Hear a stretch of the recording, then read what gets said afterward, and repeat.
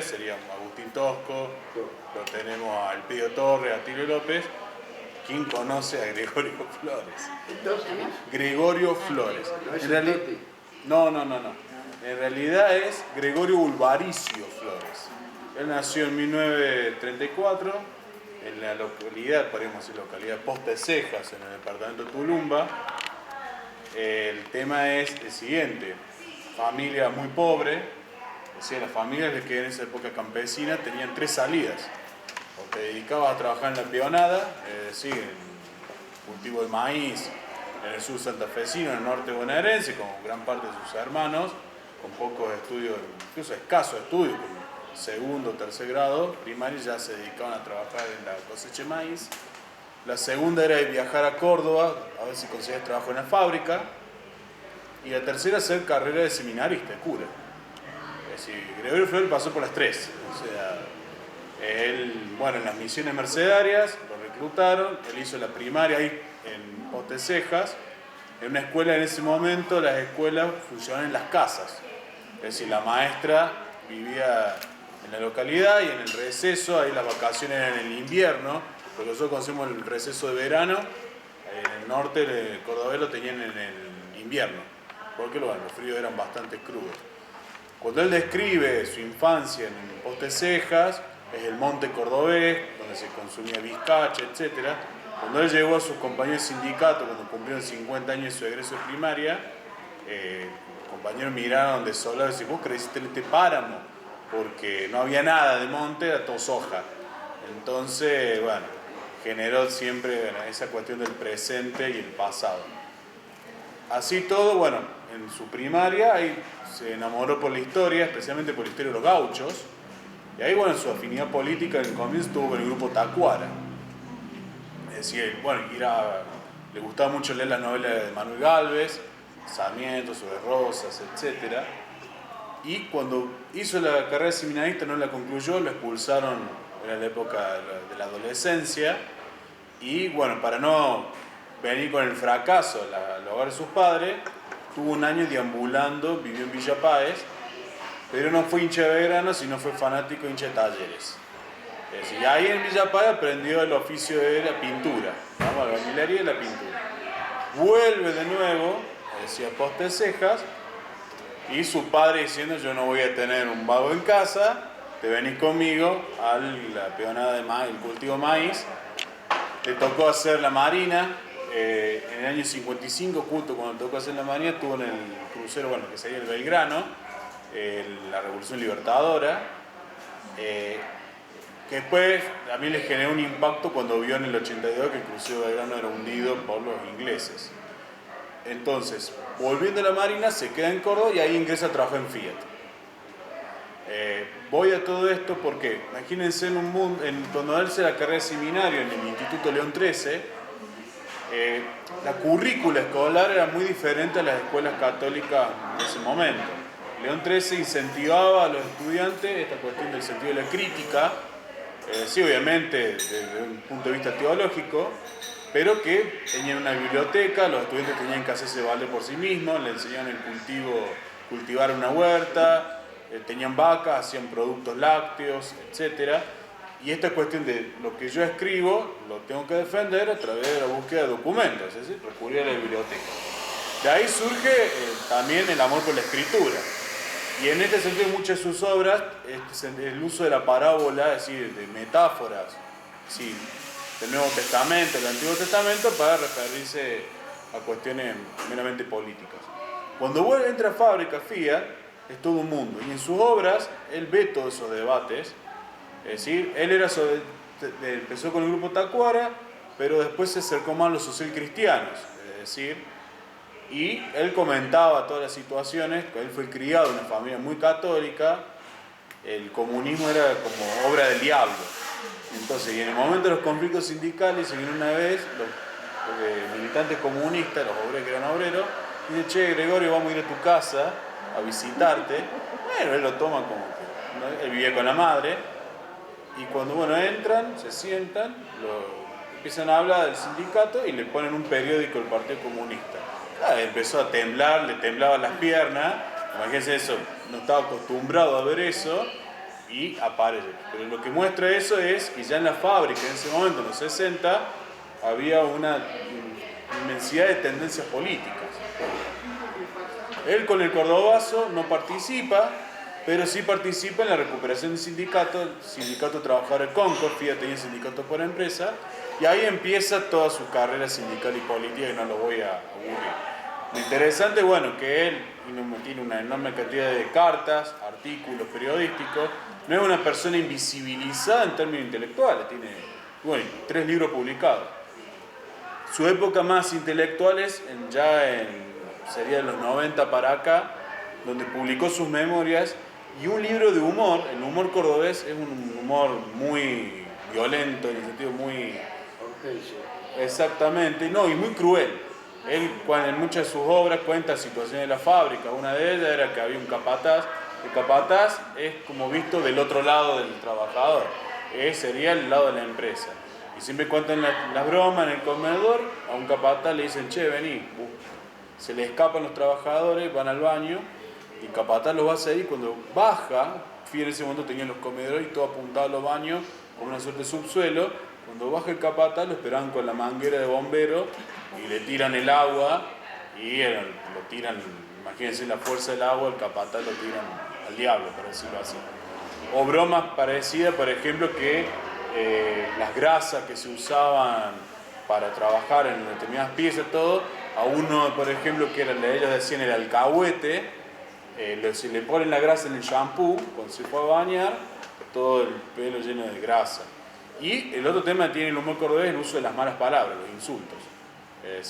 Por eso, bueno, este cuento un poco polémico fue escrito en el 2009 y tiene que ver una recopilación de anécdotas cuando trabajó en Fiat y cuando fue pintor, que tiene que ver con chistes relacionados, es decir, a la cuestión de la mujer, pero no en el sentido de la discriminación de la mujer, sino chistes, sí, es misógino, no vamos a negar, pero en mostrar esta cuestión de que el marido está subordinado a la mujer. Por eso el cuento se llama La bruja existe y usted tiene una en su casa. La bruja existen. Ahora, este libro, si fuera hoy, no saldría a la luz, o sea, olvídense. Y un aspecto que él tiene, un recurso literario, es utilizar personajes ficticios y leer su vida personal. Es decir, o en boca de otros, la famosa arenga, es decir, no la arenga de la arengar, sino la arenga, que era un recurso utilizado Tucídides, que por ejemplo en boca de Pericles, cuando hablaba de los discursos de la democracia, en realidad es Tucídides el que está hablando ahí, ¿vamos? Bueno, el tema del cuento es en realidad son varios, yo voy a terminar 2 cositas breves.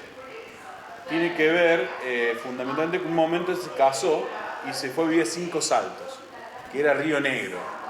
Y en ese momento tengo un cuento del año 2004, sí, lo escribe en 2004, y muchas cosas que él cuenta en 5 Saltos, imagínense, vivir en Córdoba capital, la urbe, todo, charlar con compañeros de la fábrica, intelectuales, es decir, bibliotecas, cafés, etc. Pasó a vivir a 5 Saltos, que Casa Grande es New York, al lado de eso, en el año 2000, es decir, es un tema. ¿Y por qué ahora ha sido ese cambio? Porque, ahí se los cuento. Dice, mi vida en 5 Saltos. Paso de inmediato a contarle cómo fue mi llegada a 5 Saltos. El 30 de junio de 2002, corrido por la pobreza, fui a recalar en esa ciudad. Dado que contaba con 68 años, las posibilidades de progreso eran nulas. De cualquier forma, seguí haciendo refacciones y pinturas, hasta que sentí el primer síntoma de que la máquina del cuerpo comenzaba a fallar. El nervio ciático, inflamado, con todo lo que ello implica, fue el comienzo de una serie de dificultades cada vez más complicadas. Una de las cosas que me llamaron la atención fue que en el primer piso donde tengo mi departamento no había luz en el palier. Le pregunté a mi esposa por qué no había luz en el pasillo y me contestó, porque roban las bombitas. Y lo dijo con toda naturalidad. Pero no puede ser, le respondí incrédulo. Una bombita cuesta 60 centavos. Estamos hablando de 2002, ¿no? Sí. ¿A quién se le puede ocurrir robar una bombita? Ahí nomás coloqué una lamparita nueva. Al día siguiente no había ni noticia de la lamparita. Como yo soy de Tauro, no me iba a dar por vencido así nomás y volví a insistir. El problema era que en el pasillo tenía puesto un farolito tipo del 900 y para robar la bombita metían la mano por debajo del farol. Entonces le puse un plástico pegado con cemento de contacto. Me fui a dormir confiando en que podría tener luz en adelante. ¡Qué ingenuo! Al otro día me habían robado el farolito y en la esquina de mi puerta alguien excedido en copas había cagado. ¿Qué hacer en esas circunstancias? Yo lo tomé con humor e inmediatamente escribí el siguiente poema. Súplicas al Señor. Señor, yo aprendí a rezar de rodillas con mi vieja. Si nunca te fui con quejas, vos me tenés que escuchar. ¿Por qué debo soportar que habiendo tanto baldío, hagan caca en el pasillo y lo dejen sin limpiar? Tomar vino no es delito, si uno lo hace con buen tino. Problema es el intestino, porque no tiene soporte, entonces en cualquier descuido pueden fallar los resortes. Señor, no lo podrías creer, pasan cosas inauditas, vivimos en las cavernas, te lo juro por tu cruz, no podremos tener luz porque roban las bombitas.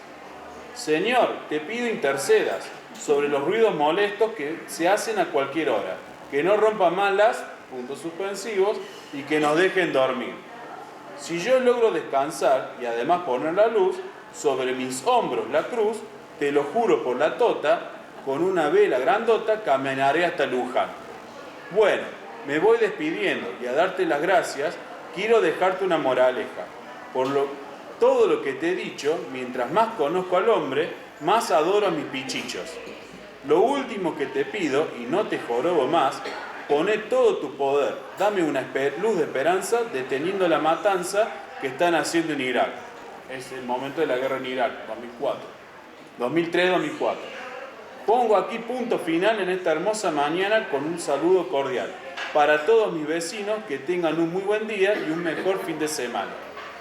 El tema de esto pues sigue con el tema de la situación y dice: después empecé una tarea investigativa, preguntando a los vecinos cómo era posible que en el siglo XXI no pudiera tener luz en el palier. La mayoría lo tomaba con resignación, diciendo que así había sido siempre. Pero si usted piensa que eso es lo peor que me pasó en 5 saltos, se equivoca. Una mañana me levanto bien temprano y había 3 tipos durmiendo en el piso en estado de embriaguez. Yo, que siempre hice gala del buen humor, me indigné de tal manera que me dije a mí mismo: Gregorio, si no te querés volver loco, tenés que hacer algo. La gente que me conoce sabe que siempre he sido un hombre manso, pero todo tiene un límite. Si en el siglo XXI no puedo tener luz y tengo que soportar los borrachos que a cualquier hora hagan bochinche, estoy en una disyuntiva, ellos o yo. El humor no lo aceptó ninguno de los involucrados y, a pesar de que lo había pegado en 2 lugares visibles, al segundo día los habían arrancado. Me fui a la casa de un cuñado y le pedí prestado una escopeta y 3 cartuchos con los fulminantes, pero sin munición. Porque yo no quiero matar a nadie. Entonces, ¿cuál es su propósito?, se preguntará usted. Yo le respondo: disuadirlos de manera compulsiva. Y así nomás fue. Un día vi que entraban al departamento que colinda con el mío su dueño, Ramón Tapia, un hombre alcohólico, junto a otro cumpa en peor estado que el dueño de casa. Lo abordé y le dije lo siguiente: vea, mi amigo, yo soy obrero como usted, peronista y negro como usted, pero como comprenderá, esta situación no puede seguir así. Aquí vienen chicos y ustedes son un mal ejemplo para esos pibes que todos los días los ven borrachos. A mí han venido a verme los vecinos a pedirme que firme una solicitud para que lo echen de aquí, porque usted está viviendo gratis, no ha pagado el departamento, no paga los impuestos y encima tiene una conducta que deja mucho que desear. Yo me he negado a firmar porque, como dijo el general, para un peronista no hay nada mejor que otro peronista.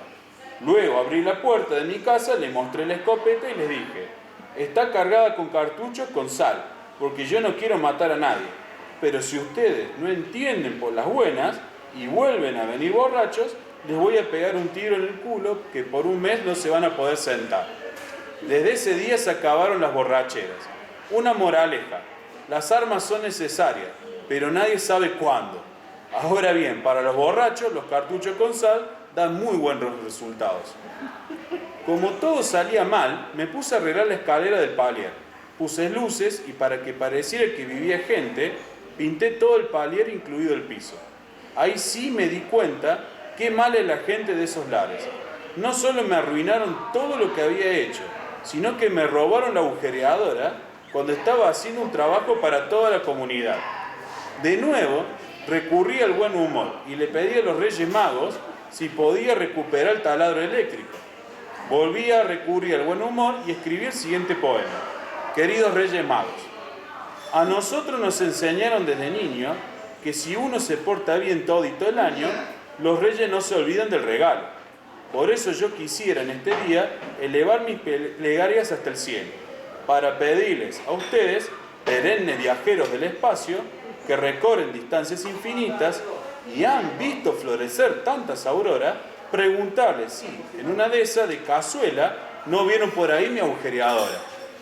Postdata, le pido al que se llevó en un descuido el taladrito que lo deje ordenadito en el lugar donde estaba.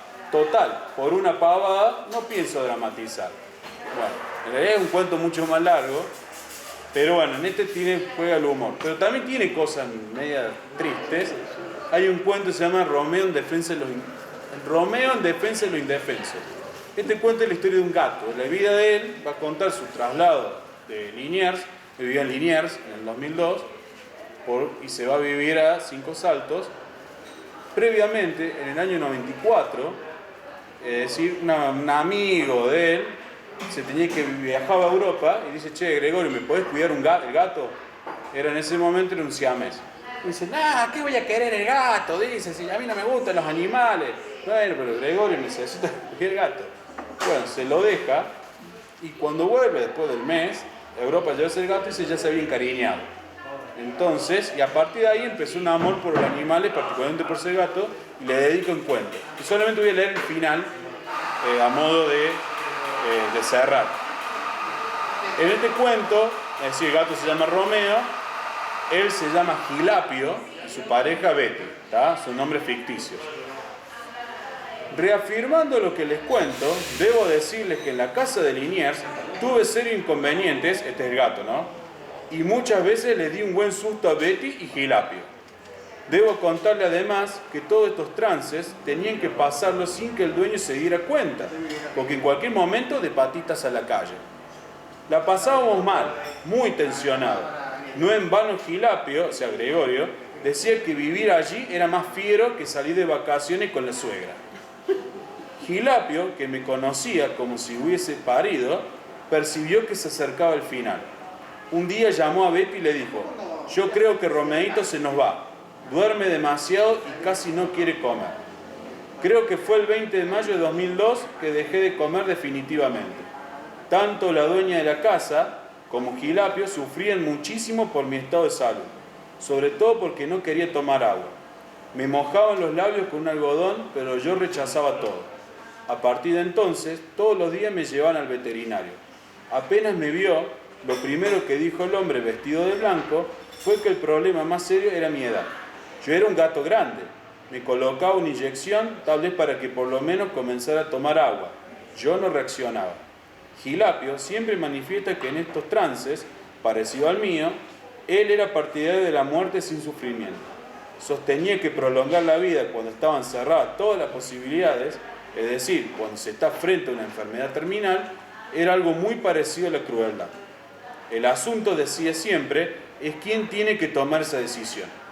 En estos casos apuntaba que lo mejor es dejar todo en manos de la ciencia.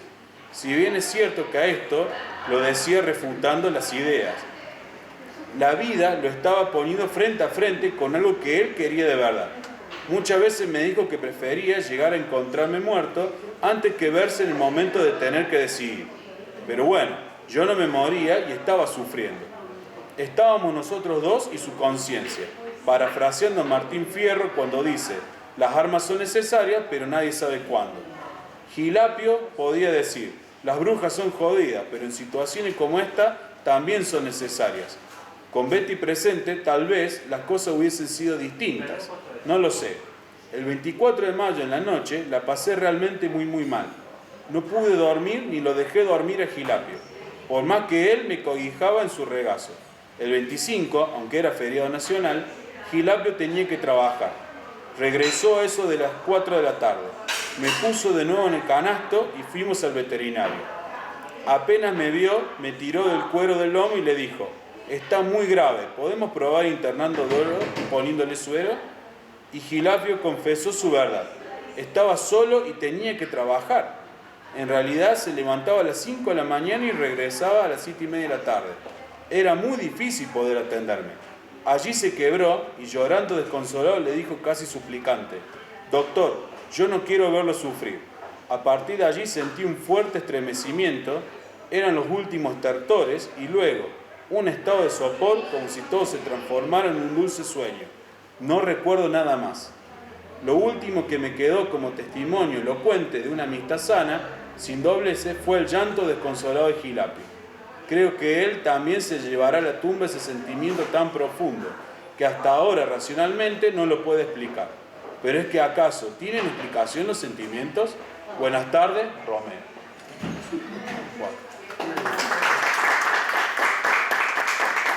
¿En qué año falleció Gregorio? Gregorio, 2011. Buen humor y muy fluido.